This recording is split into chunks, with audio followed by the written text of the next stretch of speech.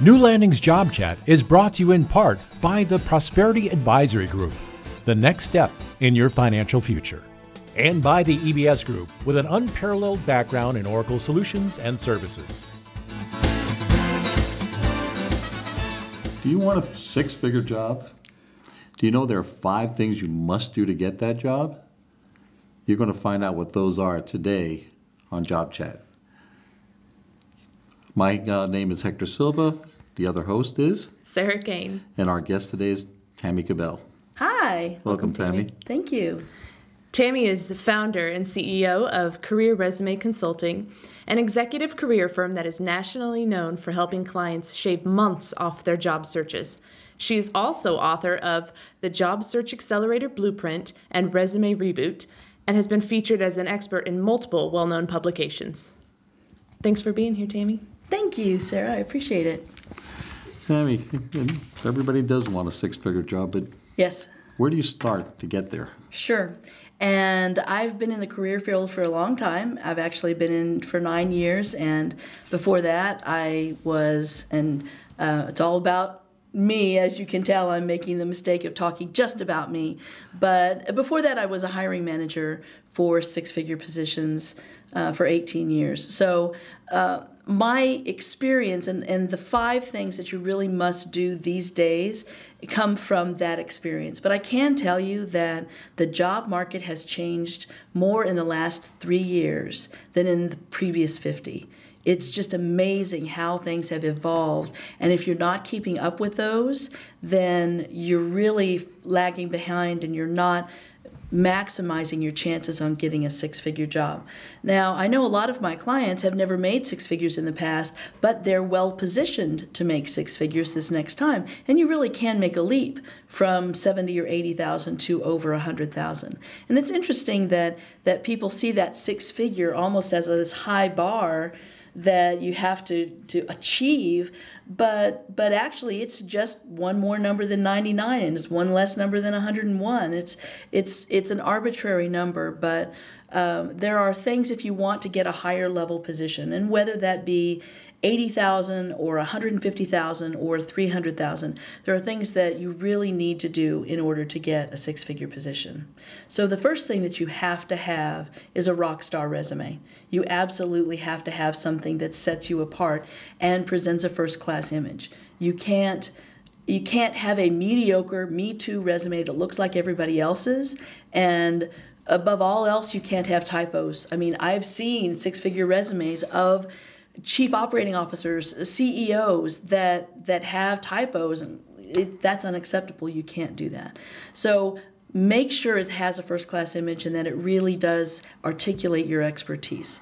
That's really the first thing. So you would say it's worthwhile to go and find a resume expert to help you put one together? I would say that, or spend the time. I mean, my website has a lot of samples that you can utilize, and there's about 5 or 6 samples you can look at, and either that or find someone that knows how to write a resume. But as you may know, I'm a big fan of functional resumes, and they do get better response rates for the higher positions than the chronological ones because they do look different. And we've got a Job Chat podcast that talks specifically about that. Right. So I would recommend watching that. But no templates from Microsoft Word if you want a 6-figure job. Absolutely, no. You're absolutely right. It has to be different. It has to be unique, but it's got to be very strongly worded too. It has to be very, I like to think of it as sales copy or ad copy, but not academically based like everybody else's. You're going to get a better chance at a 6-figure job if you have something that sounds like an advertisement for you and that explains and articulates what your expertise is versus everybody else who's looking for the same job, because there's a lot of competition out there. I'll give you an example for high-level positions. I was talking with the head of St. Luke's Health System. This was this past fall, and they had over the last 12 months 150,000 resumes come in online. It's a lot of competition. That's a lot of competition. So you need to set yourself apart and also get it into the hands of the decision makers and not just apply online and hope for the best. This is no time to be humble. Absolutely, absolutely. I mean, I know that the higher you go in a job, the more humble you get, because I've worked with very humble servant leaders. They consider themselves servant leaders, which is a wonderful asset. But you can't be humble when you're looking for a position. You have to be able to very firmly state what problems you can solve for them so that you are shown as an investment. And that's first done through the 30-second commercial, which is your resume. That's the biggest thing. You cannot go forward without a great resume. And when you say Rockstar, yeah, the Rockstar meaning you have to show, I have done things. This is not just something I want to do. Exactly. For a six-figure position, you have to show that, and for my clients, I like to show 15 to 20 achievements in the one page, with each achievement being one sentence, and putting those into 3 different paragraphs or 3 different sections, with each showing a different strength, which might be your cost-cutting ability or your internal controls. It might be your business development acumen and how you've been able to develop business. It might be your strategic planning and what that has resulted in. And so there are a lot of things that could set you apart, but you've got to be able to articulate those and show you've done them over and over and over again. And executives speak in terms of numbers. Well, better numbers are good, but if you don't have high numbers as far as dollar amounts, if you've worked for small businesses, you can still have a Rockstar resume. You just have to use percentages, or you might look at things in different terms rather than just dollars and cents. You can look at the FTE savings or full-time equivalent savings of people, man-hours that you've saved. You can look at cycle time reduction. So something that used to take, a process that used to take 3 weeks now takes 2.5 days because of this implementation this initiative. But you have to quantify it in some manner. Yeah, you do. Lots of quantified results. You can't just say that I did an initiative and then just leave it. You have to say what it resulted in, even if you have to estimate. And a lot of times, a good faith estimate is all you need. And what I mean by good faith estimate is that you feel in good faith that you're not exaggerating, that this is a pretty conservative estimate, and even those conservative estimates are very powerful. They're very impressive. So nobody's going to ask you for a spreadsheet to prove this particular number. So if you save $620,000 and that's an estimate, nobody's going to say, well, can you give me that spreadsheet how you did that, or let me talk to somebody to prove it? No, they never ask that. What they want is that story behind it. So if you can tell that detailed story of how you did it, then it's completely believable and it is true. You want it to be a true estimate, but on the conservative side. Right. And in that one sentence, you're not going to be able to give them everything.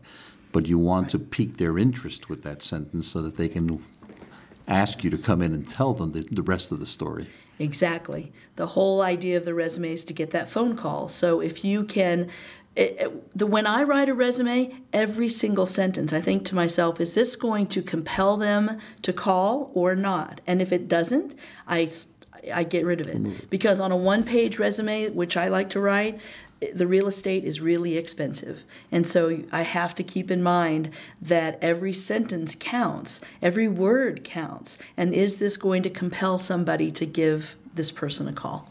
Yeah, absolutely. So you have to have a rock star resume. Yes. What's the second thing you must do to land that next job? Second thing you need to do is also something that you have to do before you even start searching, in my mind. And that is you have to have a really great online profile that is consistent with what your Rockstar resume says. So if you have this great resume, and depending on what survey you look at, it's anywhere from 65 to 85%, and I'm guessing 85% of employers, recruiters, HR, decision makers, when they see your resume, what do? They look you up on LinkedIn. or they look you up online. They do a Google search for you. So they put in your name and they put in the city that you show on your resume. So you need to do the same. That's the first thing you need to do, is Google yourself. So what shows up for them, and if there's anything out there, like for instance, if your Facebook security settings are such that they get to see the party that you went to last weekend and all of the booze and the lampshade and all of that, you need to make sure that those security settings are changed so that they don't see that kind of thing. Everything has to be consistent with the Rockstar resume and that executive image, that high-level image. And for a six-figure position, you don't have to be an executive.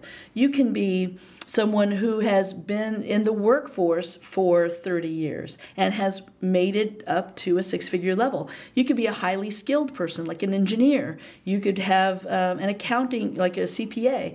You could be someone highly skilled or at a mid to high-level position, but you don't have to be an executive. However, you have to have a first-class image, both in the resume and the online profile. The most important online profile, of course, is LinkedIn. If you don't have a LinkedIn account, you need to get one now. It's really, really important. And the LinkedIn information has to be consistent with your resume. And it's just as easy as taking the summary paragraph from your resume and plopping it into the summary section of the LinkedIn profile, and also taking all of your achievements and putting them in chronological order on LinkedIn. And then you start to ask for recommendations. And you can ask for recommendations very easily by emailing people and asking them 2 or 3 questions. So you say, I'm building a LinkedIn profile and I would love to get your opinion of my experience. What do you think is my greatest strength? What can you remember as my greatest achievement when we worked together? And is there anything else that you'd like to tell an employer about me? Have them answer that in an email. Squish it all together, send it back to them with a link to your public profile, and New Landing's Job Chat will be back right after a word from our sponsors. recommendation. Whereas if you just say, hey, could you recommend me on LinkedIn, you're going to get a very low response rate for that.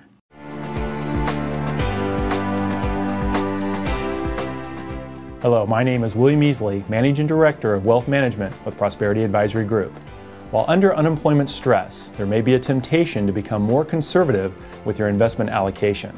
Recognizing how short-term problems can adversely influence your thinking about long-term goals can help you avoid costly mistakes. It's reasonable to expect that you may need cash and more liquid assets at your disposal as you assess your financial situation over a job loss.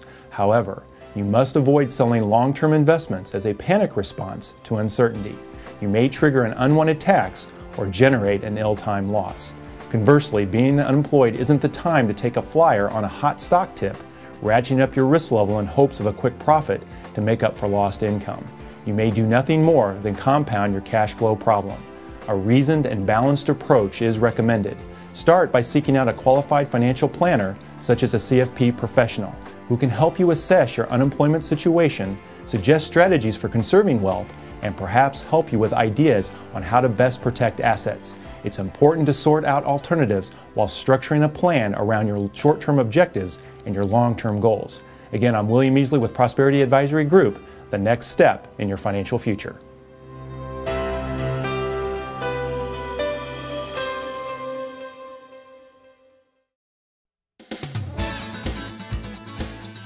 There's also on LinkedIn a new section for skills. It's relatively new, but it's toward the bottom, and you really need to put in the different skill sets that you have, because that's the second biggest field that is searched by recruiters and employers.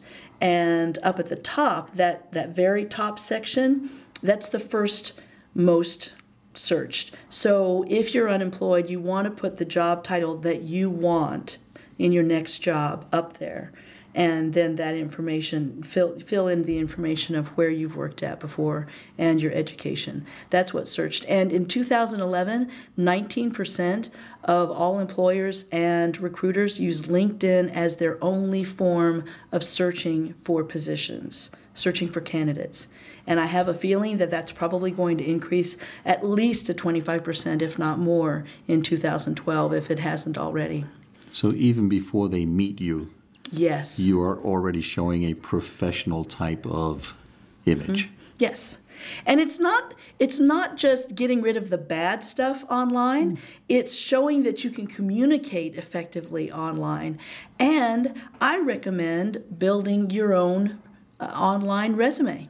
So go out there, go to GoDaddy, and for $12.99 you can buy your name as a URL or a .com, and if your name is taken, let's say you're John Williams, then put the word hire, H-I-R-E, in front of your name and then .com, and then put your resume online. And there you can put all kinds of great accolades that you've received via email in your past.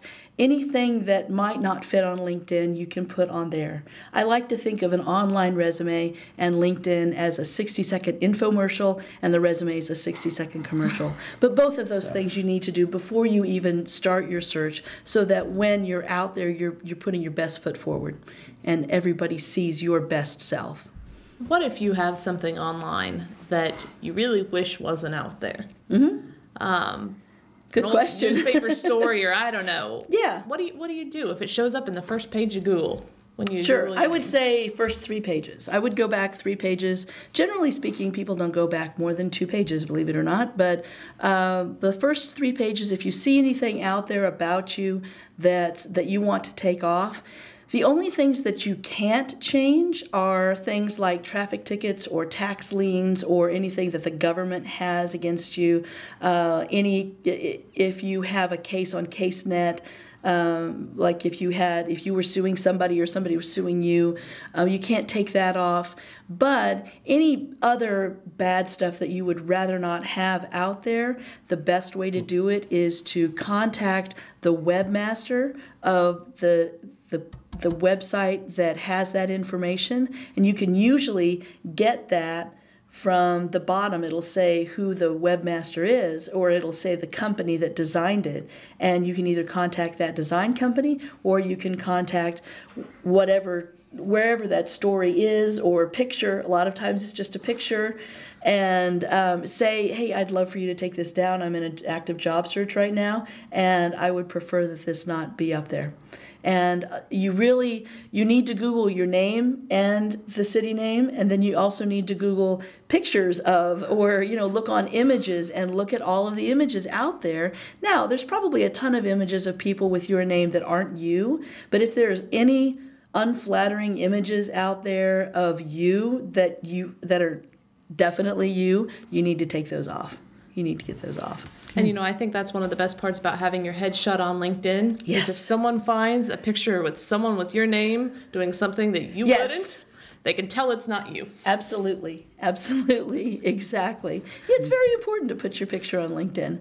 Very, very important. Okay. So we've got the resume and we've got the profile. What's next? Yeah. So the next thing that you need to do is you need to know how to navigate all 8 segments of the job market. So there are 5 segments of the published job market, and there are 3 segments of the unpublished job market. And there's a lot of talk as far as 6-figure jobs go about the unpublished job market, because employers know, especially ones with small or non-existent HR departments, that if they put on Career Builder or even on Ladders, anywhere out there, even on their website, that there's a 6-figure job available out there, they're going to be flooded with resumes, most of which are not qualified in the least. So the best way for them to find someone is to ask around. They ask their colleagues. They ask friends and family. I need an accounting manager. Do you know anybody that is qualified as an accounting manager? And that's really that's the hidden job market. And that's the way 75 to 85% of 6-figure jobs are found. these days. It's just easier than being flooded because, honestly, from a six-figure standpoint, the job boards these days, the whole idea is broken. It just doesn't work anymore. It's flooded. It's just too flooded. You're competing with not only people who want that job that aren't qualified, but you're competing with people who that live in Poughkeepsie that are willing to come to Kansas City or wherever you're at. Mm-hmm. Yeah, you're just competing with the whole United States and sometimes the world. But the published job market, you have to know how each of those work. And so the published job market includes employer websites. So that would be just posting something out there. They do that every once in a while. Newspapers still have jobs or job board sections on newspapers, so you can look online at the newspapers, and you can also look, a lot of people still subscribe to the Business Journal in hard copy, in addition to looking online at the Business Journal. Trade magazines, so if you're wanting to trade, go into different industries, look at industry magazines. That's also a big one where they will post jobs that normally you're not going to find. And then, of course, job boards. And there are nearly 500 job boards out there. Yeah, some of them really small and very specialized. But I wouldn't have thought the number was that high. It absolutely is. And you know what? 2 years ago it was 300.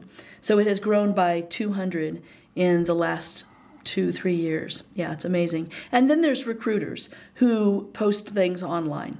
And so that's really the 5 published job market segments. The non-published would be growth companies, any companies that are doing well and that will be hiring, and they would be creating jobs instead of just filling because of attrition or because people leave. And then also there are non-web recruiters, the ones that you get the phone calls from but don't post anything online, but they reach out to people. You can actually reach out to them proactively by sending your resume to them, either electronically or hard copy. I prefer hard copy. And then also, this is the big one, the openings that require usually an introduction of some sort in order to get in. So it might be a friend or family, it might be networking, it might be some conversation that you have with somebody that gets you in the door, but it could also be proactively sending your resume to that company. So here are some ways to break into the non-published job market. You can use breaking news in the Business Journal to connect with leads. So if there's any kind of good news about a company, if you go from, let's say they just get some funding, or they have a big customer, they just got a contract with the municipality, then you can email them, or you can really, I like hard copy U.S. mail, say congratulations, handwritten note, congratulations on getting $30 million in funding. I'd love to talk to you about joining your team. Please call me this week. So contacting them and reaching them. And decision makers at growth firms, in other words, like for instance, the Business Journal in Kansas City just put out their report that showed what businesses grew in 2011 to 2012. So you can reach out to those companies. You can also contact associations who hire professionals or who can put you in contact with key companies. So if you go to the director of an association and you do, let's say it's an industry association, the Plumbing Association of Kansas City, and you do an informational interview that's very short, you can ask that magical question, who do you know that I should be talking with? Here's what I'm looking for, here's my expertise. Who should I be talking with? Because that person is a center of influence. In other words, they know a lot of people. So knowing centers of influence are really important. Also contacting board members who can refer you to their CEO. A lot of times contacting board members works. Also making contact with those recruiters that don't publish their jobs. Contacting decision makers in the larger firms, and you can find those on LinkedIn by doing an advanced people search on LinkedIn. And doing informational interviews with key people within companies. And really quickly, the best way to do an informational interview in my mind is to contact somebody in the sales force, because salespeople will talk your ear off. If you call them and ask about their company and you say, you know, I was doing research and Bart, I realized you're the person that I really need to be talking to if I'm going to find out more about your company. They will talk forever and they will tell you everything. And then you ask that magical question, well, who do you know that I should be talking with? And if there's somebody that they know, and sometimes I've seen that it's a competitor. Well, we aren't hiring, but I know that our competitor XYZ is growing, so you might reach out to them. And then, of course, contacting venture capital companies or angel funding firms to get in the back door of the companies that they fund. And then finally, networking existing contacts and your alumni. Don't forget your alumni, because alumni associations right now are very active in trying to help people find jobs. So that's number 3. That's a lot of information. It is. It is. Number 4 is about career search liabilities. Yeah, so I consider liabilities to be anything that would keep you from getting a phone call. So it might be age, it might be long-term unemployment, it might be what employers might look at as job hopping, but it's really just circumstances beyond your control. So I'll give you an example of, for instance, age. You need to overcome any liabilities that you might have. And I actually have a good list of liabilities on my website, careerresumeconsulting.com. If you go to free resources, there's a really nice list of liabilities that you can look at and then think, do I have any of these in going into a search? And if I do, how am I going to overcome those? So given the example of an older person, because a lot of times six-figure earners are older people, you want to make sure that they don't think you to be in ill health. Some of the things they worry about is this person going to cost me a lot in insurance? And is this person going to retire soon? And does this person remember what I'm going to tell them by the next day? Because memory sometimes lapses when you're older. And are they up to date on skills? Are they old-fashioned? I had a gentleman who was going after a $250,000 a year sales position, and he had a flip phone. And I said, you're going to have to get rid of your flip phone because you've got to show that you're up to date. You know, you can't have that. You've got to invest in either an iPhone or an Android. Get yourself a smartphone. And the way to overcome a strategy that you can use is while you're waiting in an interview, check your messages on your phone so that they understand that you are up to date in the latest technology.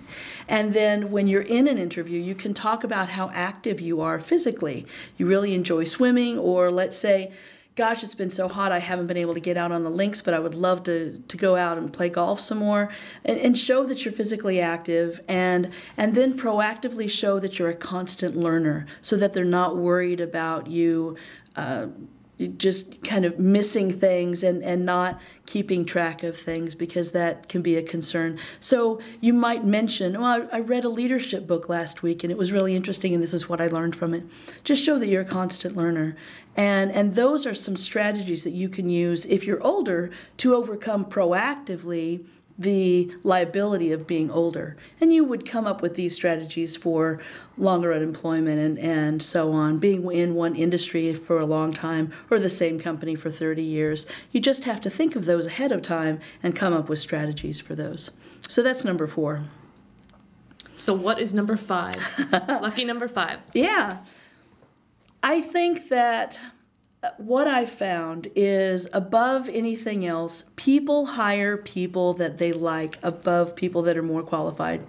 And when you're in a 6-figure interviewing position, you might have a lot of competition that is very well qualified. They might have very advanced degrees. Let's say you're going after a project management position and you don't have a PMP and everybody else does. How do you set yourself apart?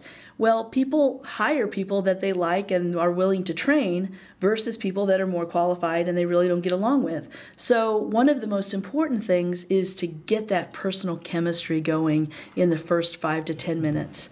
And that means you need to do some research on the person as well as the company. So if you have a face-to-face interview with the decision maker, I believe it's important to do research on that person. You can Google that person. You can look beyond just their LinkedIn profile.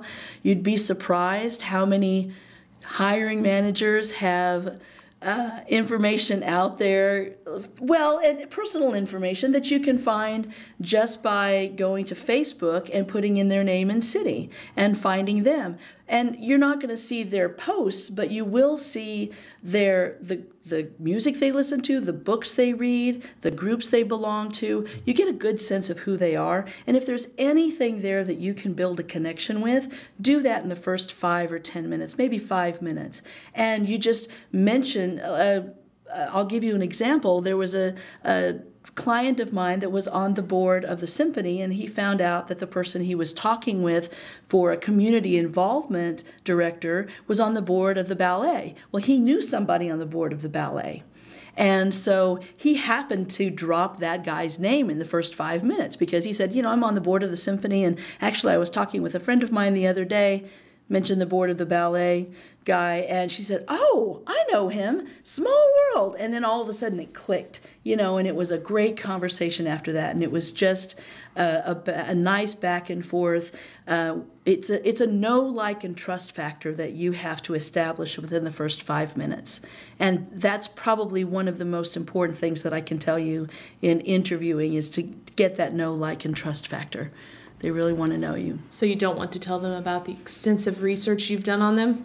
That you're walking a thin line there, and you can't show that you're stalking. I think the extent that, because you kind of are, but the extent that you want to tell them is that I noticed on LinkedIn that you belong to this association, because everybody does research on LinkedIn, right, and that's pretty apparent. But no, you don't want to say, well, I noticed that you really like the Chicago Bulls, and I happen to like the Chicago Bulls. You don't do it that way. It's got to be much more stealthy. Yeah, that's a very good question. Well, Tammy, we want to thank you for sharing those 5 items to help everybody get those 6-figure salaries, and you've really clicked with us. Thank you. And actually, these are the first 5 of a report that I wrote that's 42 pages long. It's a lot of information, and it's on my website, and it's free. And you can find it on the front page of my website, careerresumeconsulting.com. Great. And it's a report called The 10 Things You Must Do in Order to Get Your Next 6-Figure Job Fast. And if they wanted to call you, they would reach you where? Yes. They'd reach me at 816-600-2478. Thanks for asking. Yeah. But my website's got a lot of really great information. Well, thank you for being here. You're welcome. Thank you. You can hear more advice and information from Tammy and other guests by listening to past chats on our website at www.newlandingsjobchat.org, or just search for Job Chat on YouTube. Thanks again for being here, Tammy. You're welcome. Thank you. Thank you, Tammy. Thanks. And until next time, may your days be full of health, happiness, and success.